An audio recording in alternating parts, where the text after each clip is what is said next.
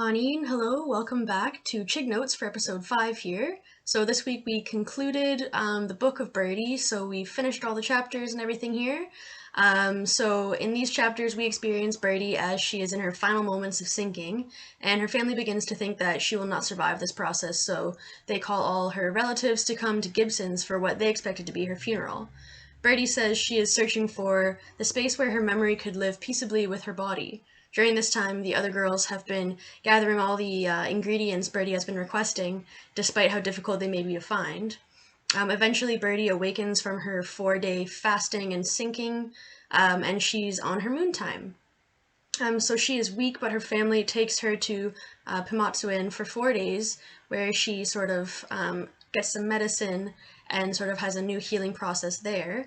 Then she returns home, and they immediately get to work cooking. So they use all the ingredients she had requested, and she somehow knows exactly what she's doing. And the girls, help her. They gather a plate and bring it in the night to Pimatsuin as an offering so it can heal. They then leave to return home, and all their relatives are there, so they're all going to feast together, and Birdie says to Val that she has a story for her, and it ends there. So that's sort of it. There is an epilogue area, though, that we read as well and discussed.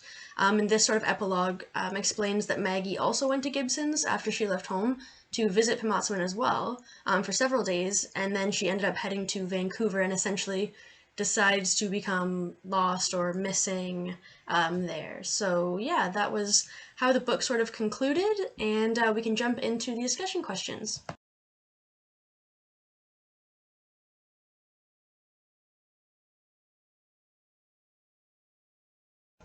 So for this first discussion question, which was, throughout the book, the women rarely use their Cree language. Brady does use it in the bar when speaking angrily at the Whippets, and uses it to speak to the Pimatsuin in the final chapters. Early in the book, her kokum sends a letter in Cree, quote, as if it couldn't come into the white world if spoken in their language, end quote, to tell Birdie that her mother is gone. Why do you think they use Cree only in some moments? What importance does language have in culture? And how can we revitalize Indigenous languages? So in this discussion, the first theme that came up was sort of the connection between language and emotions. So here we discussed how when we have a strong emotional response, we often express ourselves in those moments in our first language, which is also like our most expressive language, and how it helps us explain and express what needs we need to have met. We also noted that oftentimes certain words that describe, like family or community roles will survive through assimilation often, like how Birdie calls her grandmother Kokum.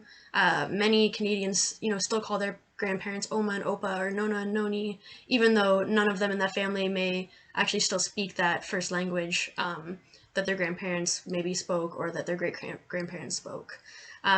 We then discussed how language is, really used to express our culture, and that our cultures are based on the languages we used within them. So an example that was sort of brought up in this discussion was that in Ojibwe, the word for insect actually translates to little spirit. And so just by speaking this language, you're sort of like inherently expressing the cultural values that are attached to that culture, that population. In this case, such as equality between species, things like that. So there is a huge connection between language and culture, and sort of like how you think. You're sort of bicultural if you're bilingual, sort of, So that was really interesting to talk about. Then we started discussing how sometimes, there just aren't sentences or expressions that can translate all the time. So using your first language is important in those situations. One member also noted that they were told that Creator can only hear you when you're speaking your Indigenous language. And so we connected that to some moments in Birdie, like whenever she's talking to Pimatsuin. We also noted that using some Cree in the text was really impactful because it showed the resilience and the resistance to assimilation that Indigenous people have had. And by, writing in partially in this language, it shows that colonizers were not entirely successful in their mission of, destroying Indigenous culture and Indigenous ways of life. The group also collectively agreed that in order to revitalize Indigenous languages, that it is, this activity should be funded by the government because it was sort of their actions that sort of led to the destruction of those languages and the disappearance of many of them, and sort of why not many people actually can speak those languages anymore. We agreed that having Also, things like this book club are really helpful too because, it is easy to learn some words by just repetition while reading, and it piques a lot of interest in, potentially learning more about those languages. We said that, after reading this book, I think we're all going to remember that Pimotsuin in Cree means the good life, or the tree of life in this context, but mostly the good life, what it translates to. So there's a few words that, will really stick with you. We finished off this discussion by discussing the shame many people have felt speaking their first language or their second language even, whenever it is viewed by others as being sort of broken or not super articulate enough. But we are really optimistic, I guess, that we're coming into an era hopefully where it's celebrated to speak other languages regardless of your dialect or the way others may judge you for how you're speaking that. So yeah, we can jump into the next question now.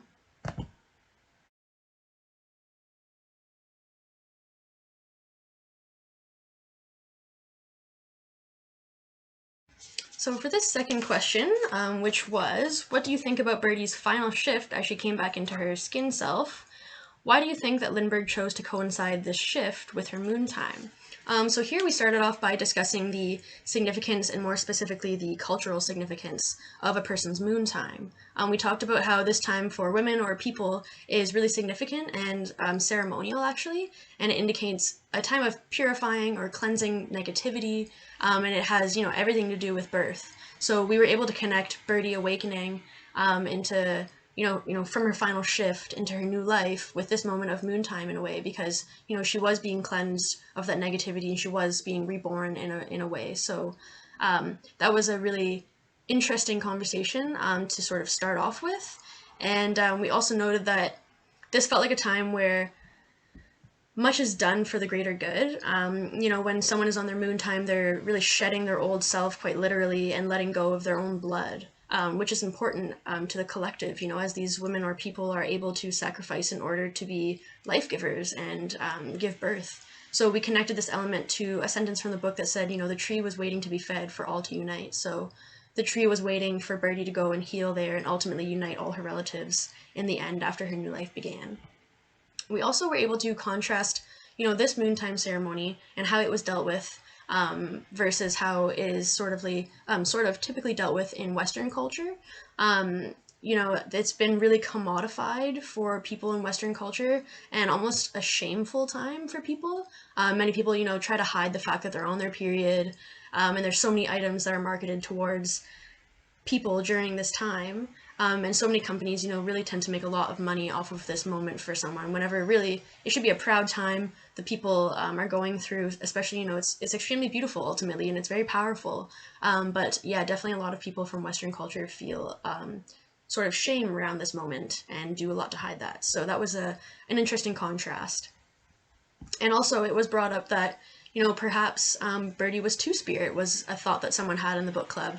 It's not explicitly stated in the book by the author, because it seemed though that Birdie was almost on like a vision quest, which is typically done by an Indigenous male who's coming into their manhood. And then Birdie got her period, so then that, is a female moment of coming into womanhood. So there was a super interesting idea that we just had this conversation about, being two-spirited, and sort of like the differences that Birdie was going throughout this book. We finish off the discussion by going over how important it is to understand that, there are limitless ways to cope with trauma, and that it is so important to allow people that journey of healing no matter what it is, and not to be selfish about wanting loved ones to cope in ways that better suit us. Val and the other family members really allowed Birdie to have that journey she needed to heal, and, that it was really needed, even though they assumed she would actually probably die from this ultimately. So just talking about that whole scenario was really interesting, and a lot of us felt that there would have been moments where we would have called the ambulance to come get them or things like that, but ultimately this family did what they thought was best for Birdie, and we really respected that. So that was sort of how we ended that discussion, but we can go into the next question now.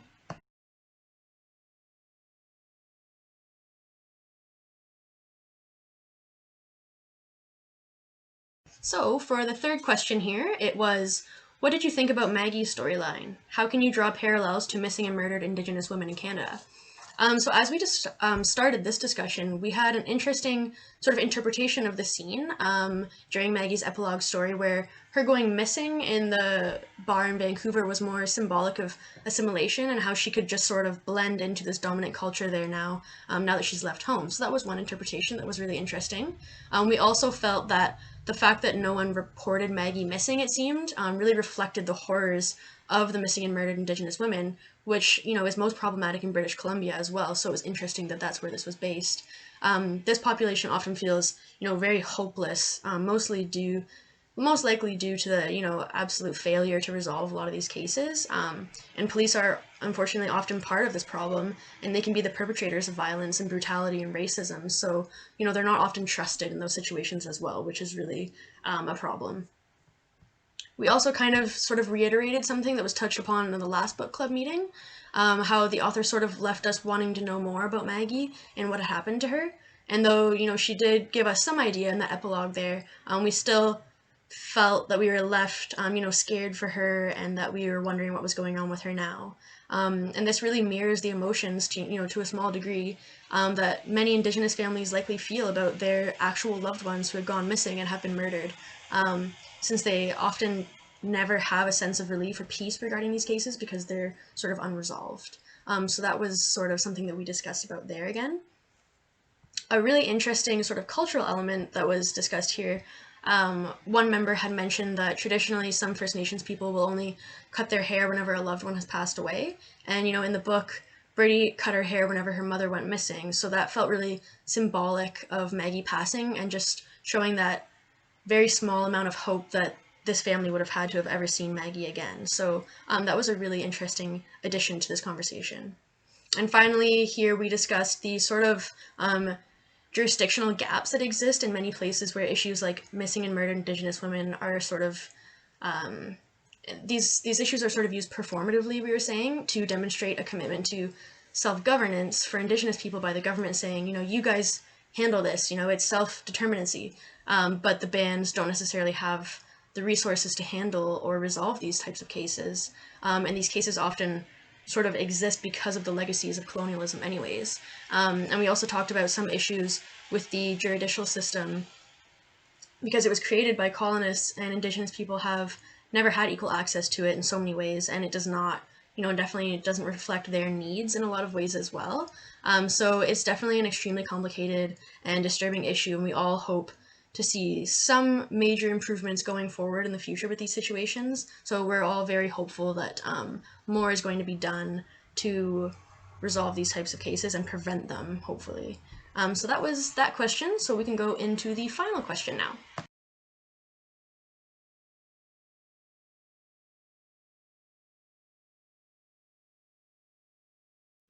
So for the last question of this book, it was, how did you feel about the pace of the story? What did you think about the author's writing style, and do you think Lindbergh wrote this book for Indigenous or non-Indigenous readers? So we all kind of agreed that the pace was really interesting and unique.